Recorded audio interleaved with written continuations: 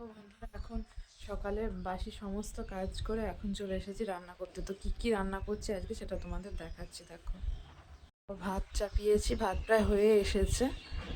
আর এটাকে এই সমস্তগুলো কুটে নিয়েছি, যে টমেটো আর হচ্ছে আলু, সিম আর ফুলকপি। এখন তো শীতের সময় যে কোনো তরকারিতে এখন ফুলকপি দেওয়া হয়, ভালোও লাগে খেতে। আর এই যে লাঠা মাছ, তো লাঠা মাছটা আগের দিন কিনে রেখেছিলাম।